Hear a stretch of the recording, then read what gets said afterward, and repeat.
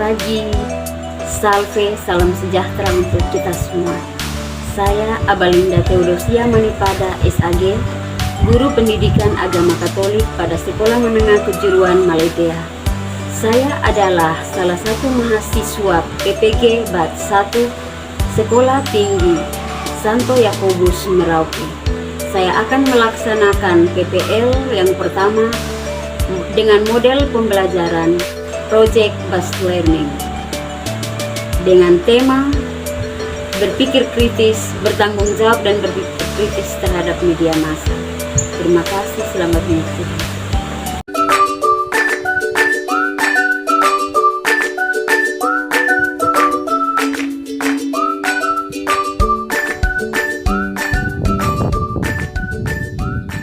Siap. Hormat. Selamat pagi, Bu. Selamat pagi anak-anak. Silakan duduk. Selamat pagi anak-anak. Pagi, Bu. Apa kabar? Baik. Puji Tuhan kalau semua baik-baik. Pada hari ini kita akan belajar mata pelajaran pendidikan agama Katolik, materi tentang berpikir kritis dan bertanggung jawab terhadap media massa. Sebelum kita masuk dalam pembelajaran, Ibu minta salah satu dari kalian pimpin kita di dalam doa.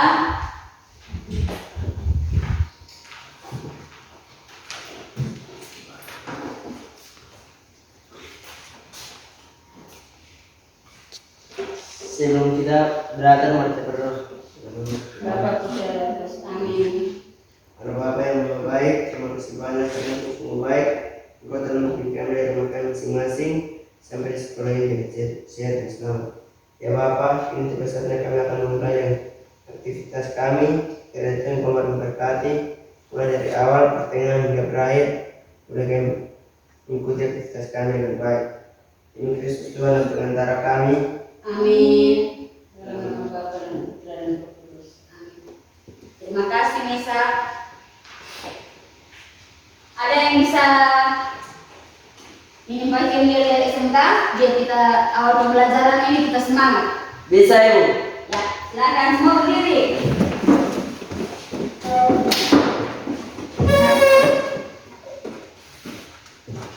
SMK bisa. SMK hebat. SMK luar biasa. Lebih semangat lagi bisa? Bisa. Oke, silakan. SMK bisa. SMK hebat. SMK luar biasa. Silakan duduk.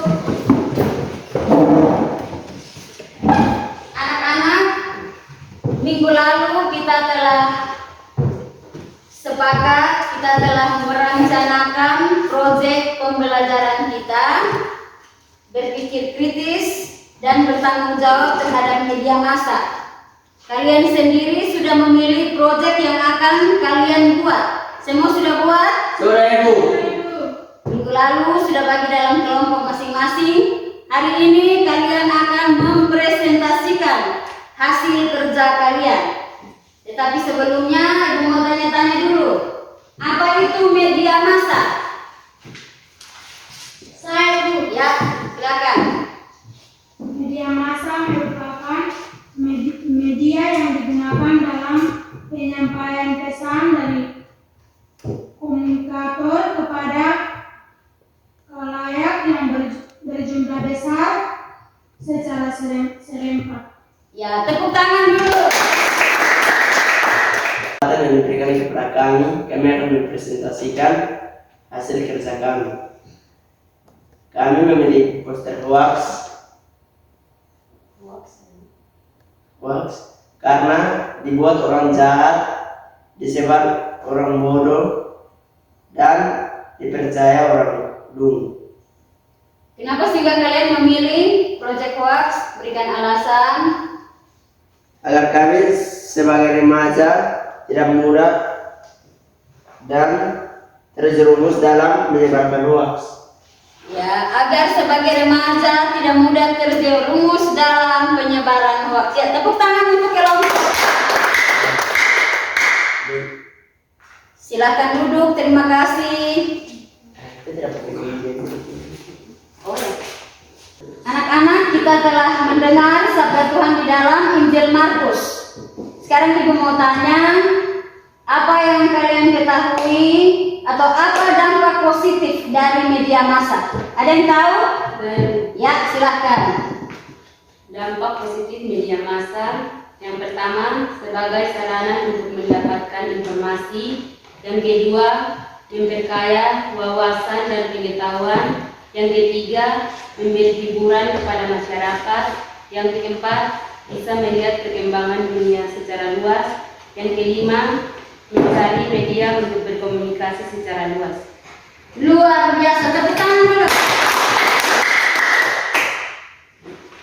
Kemudian yang berikut, apa dampak negatif dari media massa? Saya Ya, silakan.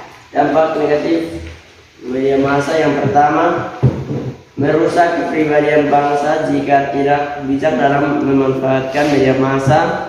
Yang kedua, menimbulkan penyakit sosial seperti kenakalan remaja dan pencurian. Yang ketiga, menimbulkan opini negatif apabila berita tidak disampaikan dengan baik. Dan yang keempat, bisa menimbulkan perbedaan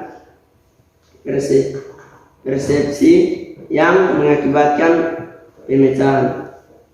Baik, tepuk tangan dulu. Dampak positif dan negatif dari penggunaan alat teknologi informasi pada era digital dewasa ini. Media massa merupakan sebuah fasilitas yang diciptakan demi kesejahteraan hidup bersama. Kalian telah menyampaikan dampak positif dan negatif dari media massa.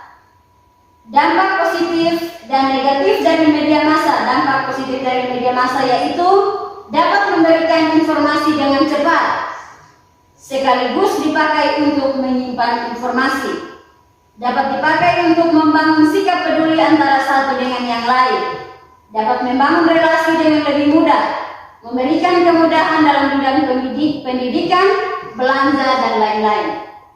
Dampak negatif dari media massa berawal dari media sosial. Sering terjadi tindakan kejahatan seperti penipuan, pembunuhan, penculikan, dan lain-lain.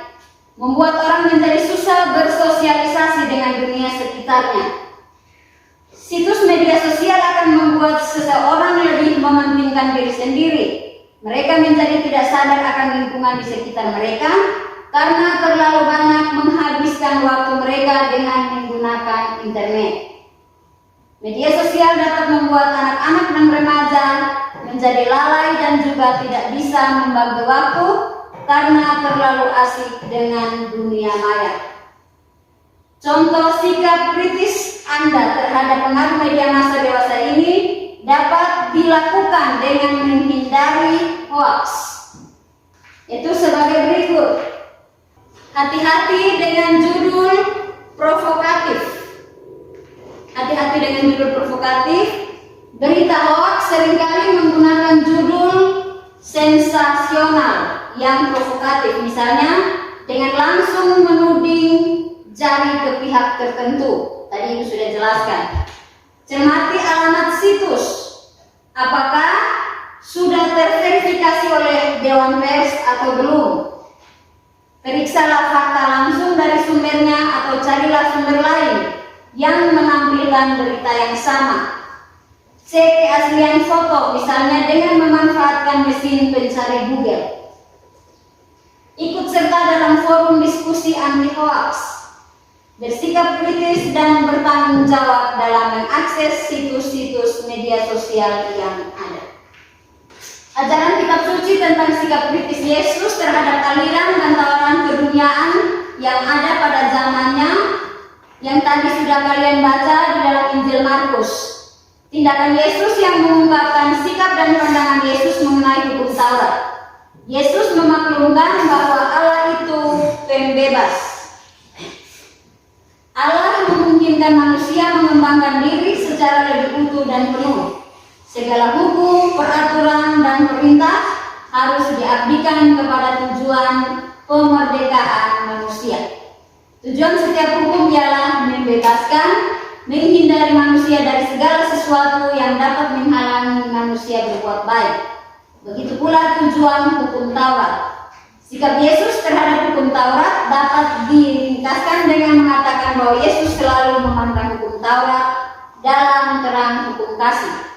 Yesus bukan kritik hukum Sabat sebagai pernyataan kehendak Allah, melainkan secara hukum itu ditafsirkan dan diterapkan. Sebab hari Sabat bukan untuk mengabaikan kesempatan berbuat baik. Pandangan Yesus tentang Taurat adalah pandangan yang bersifat memerdekakan sesuai dengan maksud asli hukum Taurat itu sendiri. Tadi, Saya ya silakan. bacaan kitab suci untuk kita harus bijaksana dalam menggunakan media massa dan tidak boleh menyebarkan berita hoax yang dapat menyakiti orang lain. Ya, kita tidak boleh menyebarkan berita hoax yang dapat menghakimi orang lain, apalagi kita belum mengetahui kebenarannya. Luar biasa, tepuk tangan dulu. Baik anak-anak, apakah pembelajaran kita ini menyenangkan atau tidak? Menyenangkan. Baik. Mungkin ada perubahan atau ke depan apa yang harus kita lakukan agar pembelajaran kita lebih baik. Menurut kalian kita harus buat apa? Kita harus mengajak teman-teman kita agar lebih banyak lagi. Ya, mengajak teman-teman kita untuk lebih banyak lagi. Baik, akhir pembelajaran kita harus semangat dalam belajar dan kita harus berpikir kritis dan bertanggung jawab terhadap media sosial, khususnya dalam penyebaran hoax. Ketika kita mendengar atau melihat berita-berita yang ada di internet, kita harus mencari tahu terlebih dahulu baru kita menyebarkannya. Sekarang ini lagi marak orang tes PNS, tes P3K, itu juga ada yang memberikan berita-berita hoax. Dia punya persyaratan seperti ini. Mungkin kalian tidak ada makan di rumah, tidak ada HP. Karena ini orang ada tes P3K ada persyaratan begini, harus masuk uang begini-begini. Itu berarti kalian juga sudah menyebarkan berita hoax. Jadi kalian harus tahu pasti, baik berita yang tes CPNS atau berita-berita lain, kalian harus mencari tahu secara baik. Itu saja sampai di sini pembelajaran kita. Salah satu pimpin kita dalam doa. Sebelum kita pulang, kita berdoa. Amin. Karena Bapa Maha Baik, terima kasih banyak karena Kau sungguh baik. Engkau telah membimbing kami dari awal pertengahan hingga berakhir. Boleh kami mengikuti aktivitasnya dengan baik. Ya Bapa, kini tidak bisa kami pulang.